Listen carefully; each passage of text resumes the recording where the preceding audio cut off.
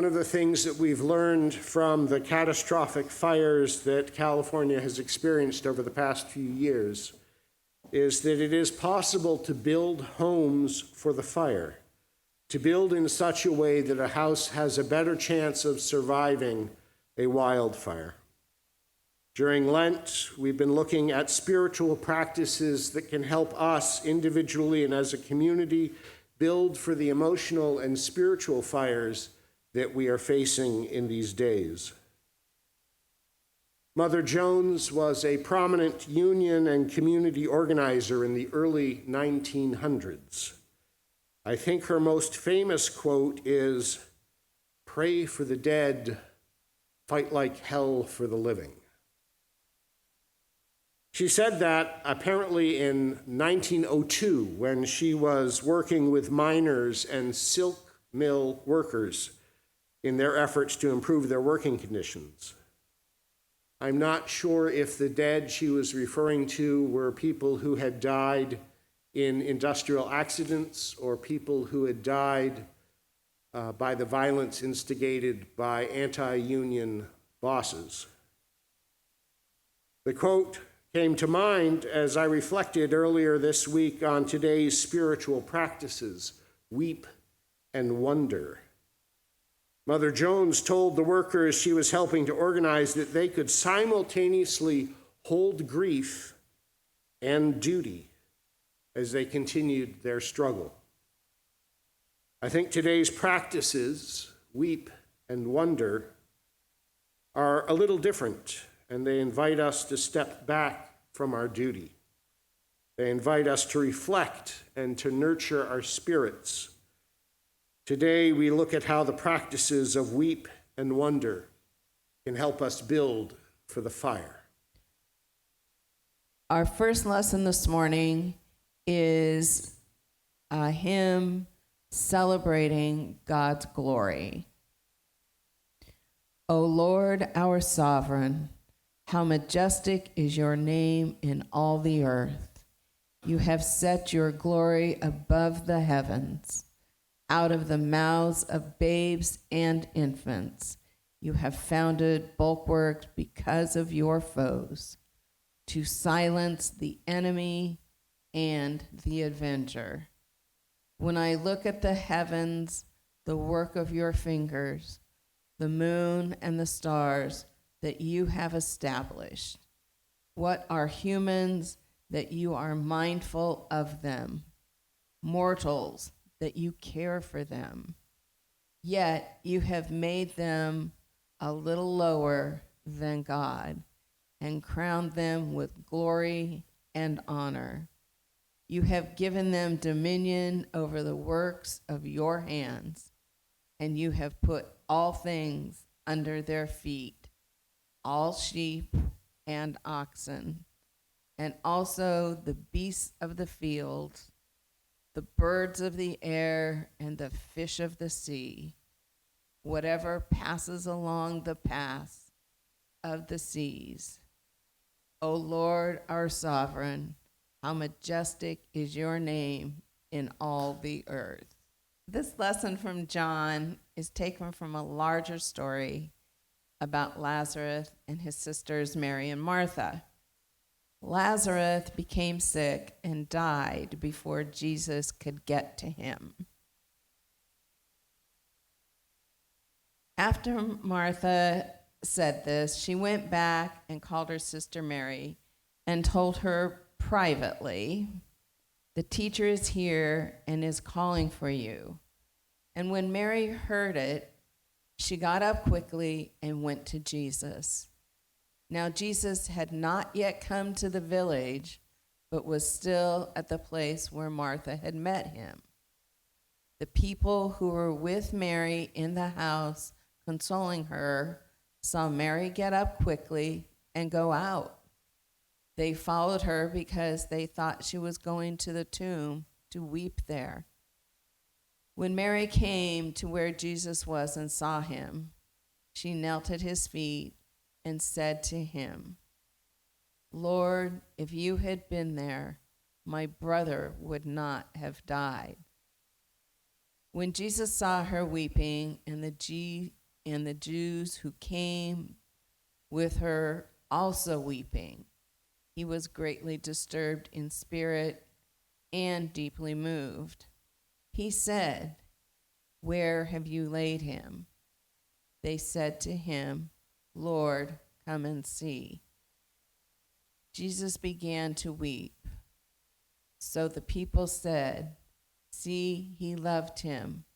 But some of them said, "Could not he who opened the eyes of a blind man have kept this man from dying?"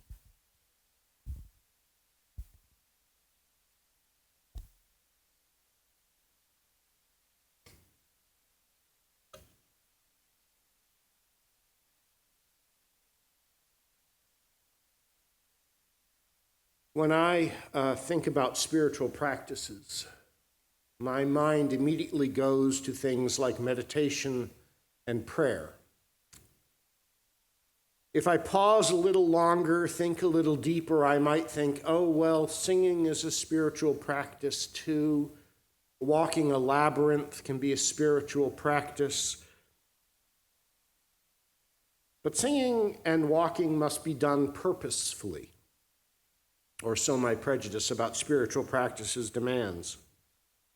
I've been surprised this Lenten season to discover that emotions present and unchosen present an unchosen opportunity for spiritual practice. The experiencing and processing of emotions are spiritual practices that seem to choose us as much as we choose them. Accepting ourselves is an important part of our spiritual journeys, and accepting ourselves includes accepting our emotional realities. Coming to terms with our emotional selves is an important part of coming to terms with who we are. And coming to terms with who we are is an important part of coming into a deeper relationship with God. It is interesting that our culture labels particular feelings as bad or inappropriate, or at least inappropriate to express. And often this emotional prohibition are genderized. It's okay for women to cry, but it's not okay for men to cry, which gets interpreted as it's okay for women to feel hurt, but it's not okay for men to feel hurt. It's okay for men to express anger, and it's not okay for women to express anger, which gets interpreted as it's okay for men to feel angry, but it's not okay for women to feel angry. I wonder if this is one of the reasons why I have found it much easier to connect with my anger than with my hurt or my fear over these past 11 weeks.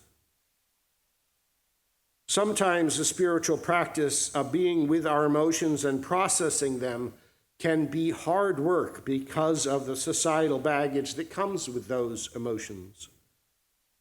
Being able to embrace our emotional lives, to accept where we are with those feelings, and to be able to understand how God is present in and through them, through them, being able to do all that allows us to see emotions as a gift. They teach us things about who we are and what we care about, and they teach us things about God's presence with and in us and working through us. Today we look at two specific emotions. I picked them in part because they had obvious W words to go with them, and I've got this W thing going on this season. But more importantly, I picked them because I think that being with these, go back to there, thank you. Being with these particular emotions can especially be a spiritual practice, and that being with these emotions is vital to our building for the fire. Today we look at weeping and wondering. We look at grief and awe. I was in my mid-20s when my mother died. Grief came with her death, and it was deep and profound. I didn't choose to enter grief as much as grief enveloped me. And in retrospect, I came to realize that grieving that loss was a spiritual practice, that it drew me closer to the divine. Another thing I noticed, largely in retrospect, is that grief sort of attaches itself to you, and you don't know when that sadness is going to emerge. I remember watching a sappy TV program and ugly crying because one of the characters died. And of course, I wasn't crying about that character's death. I was crying about the grief that I was feeling that was evoked because of that character's death. I was weeping for my own loss. When we're in the midst of grief, we may find it hard to be aware of and move towards the emotions that we generally think of as positive emotions. Former ABC News anchor and current Buddhist practitioner Dan Harris says that there are things we can do to elevate our mood. He writes, when in the grips of anxiety, anger, or sadness, you might be tempted to avoid your uncomfortable emotions through denial, compartmentalization, or self-medication. I'm going to get a little judgy here and say that denial, compartmentalization, and self-medication are not healthy ways to deal with our emotions, even our most uncomfortable emotions. Harris goes on, the traditional mindfulness antidote is to turn toward your feelings, to feel them fully in a way of letting your system metabolize them. If you make the supremely counterintuitive mood of leaning into your emotions, you see that they come and they go, and that you can mount a saner response to the situation on the other side. In our gospel lesson, Jesus' friend Lazarus had died. The way John tells the story, Jesus knew that he was going to call Lazarus out of the tomb, that Jesus was going to resuscitate Lazarus, that his death was only a temporary condition. And still, Jesus wept. Jesus leaned into the emotion that he was feeling, and that leaning in helped him to move forward. Harris goes on, here's an additional move for your sanity repertoire via a meditation teacher, Joseph Goldstein. Be generous. Give something away. Joseph's personal policy goes like this. Whenever he feels the impulse to give, to be generous in some way, instead of second-guessing it, he just does it. It could be something small, a compliment, a check-in phone call, or it could be something quite large, like a financial donation. There are so many reasons to wring your hands these days. Generosity is a powerful countervailing force. It's a reason why the Buddha often taught generosity before he taught meditation. It's a great way to introduce both agency and a healthy sense of letting go. I'd add to Dan Harris's Buddhist hack to elevate your mood, that's what he called his little essay, a spiritual practice I turn to frequently, gratitude. Brother David Stendhal-Rast, the great evangelist of gratitude, says that gratitude can change our world in immensely important ways, because if you're grateful, you're not fearful. And if you're not fearful, you're not violent. If you're grateful, you act out of a sense of enough and not out of a sense of scarcity, and you're willing to share. Notice how gratitude and generosity end up linking together here. If you're grateful, you are enjoying the differences between people and you're respectful of everyone, and that changes the power pyramid under which we live. So if you're really sad, if you're full of grief, if you're angry, process it. Feel what you're feeling. Recognize the emotion. Don't reach for denial or compartmentalization or self-medication. If you need to do something to help lift your spirit, be generous. And if you can't be generous, be grateful. Another way to elevate your mood is to cultivate awe in your life. When I picked the word wonder for today's sermon, I was thinking about one of the feelings, the primary feeling I associate with awe. Wonder, as a verb, is related to curiosity, which can be an appropriate response to wonder, the noun, the feeling of surprise mingled with admiration caused by something beautiful or unexpected as an aspect of awe. Before I started doing research this past week about awe, I probably would have said that awe is one of those things that's really, really hard to define, maybe even impossible to fully define. Well, in my research, I discovered there are people who actually study awe. One of them is a professor at the University of California, Berkeley. Decker Keltner says, awe is an emotion, a brief experience we have in response to vast and mysterious things we don't understand. And as I've studied it over the years, I've come to believe, like Jane Goodall and Albert Einstein, that awe is in many ways our most human emotion. When I think about my experiences with awe, my first thought immediately comes to an experience that echoes Psalm 8. It's a memory of looking up at the night sky on a summer's night, on a night when the moon was new and we were far from light pollution, and seeing the white smudge of the Milky Way across the dark sky. When I look at your heavens, the work of your fingers, the moon and the stars that you have established, what are humans that you are mindful of them? Mortals that you care for them. And I think of standing on the balcony over the back porch of my childhood home and watching a New England thunderstorm roll in and move across the town.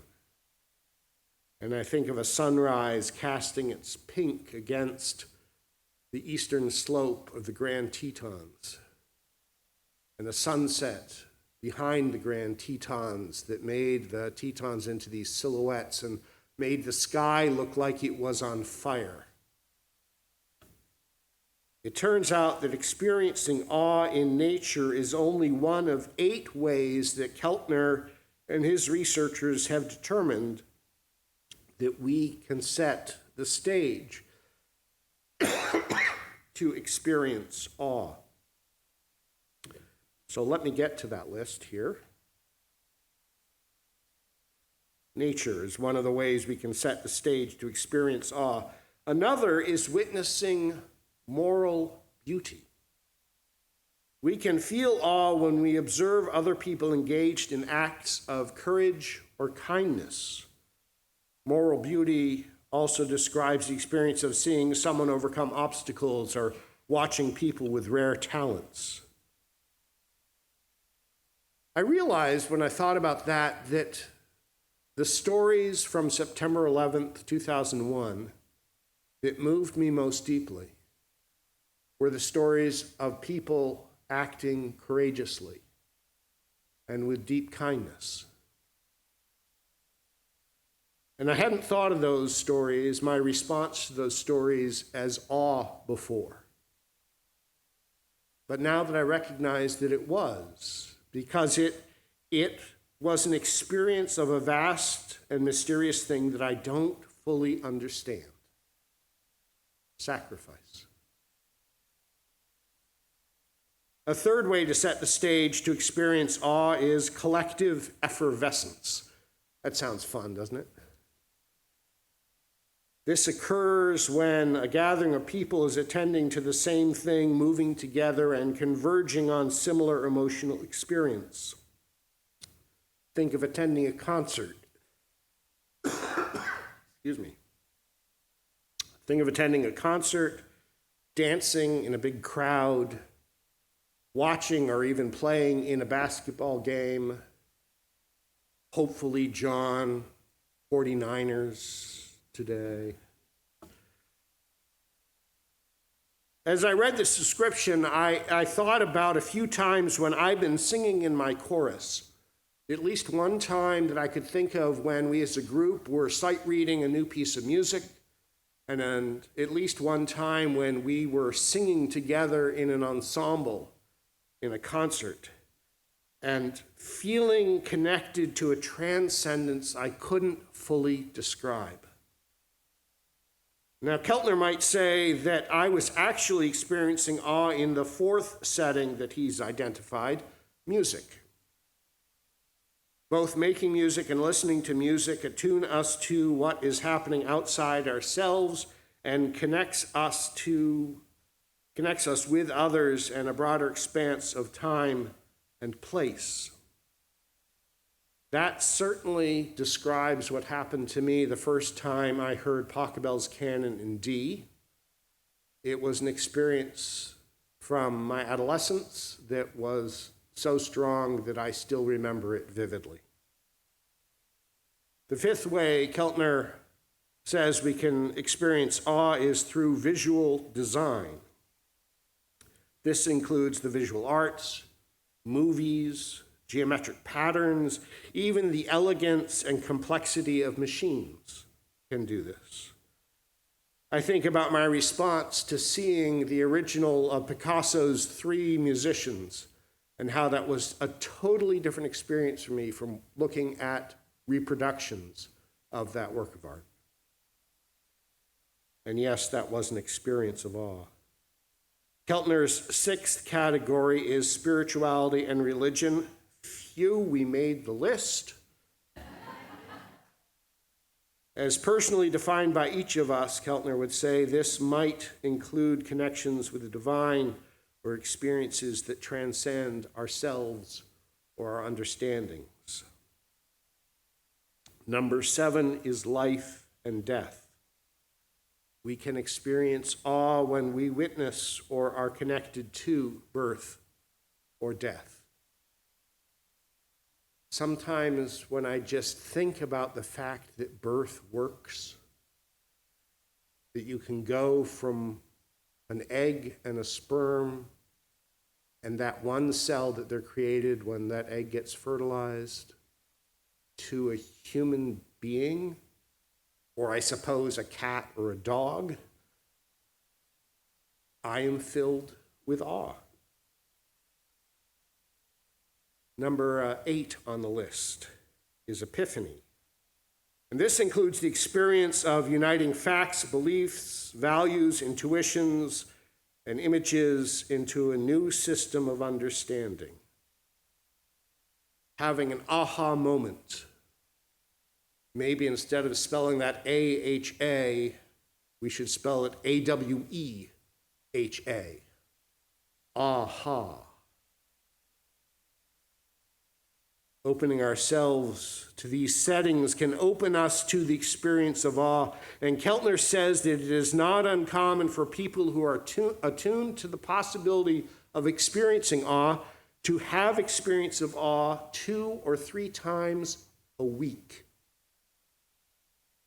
And the result of experiencing awe is often, his studies show, a greater sense of connection to others, a greater comfort with generosity. Ooh, there that comes up again. An increasing capacity for creativity and critical thinking, and a calmer spirit. weep, and wonder.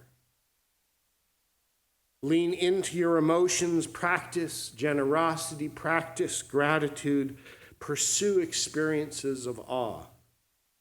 These will help us build for the fire.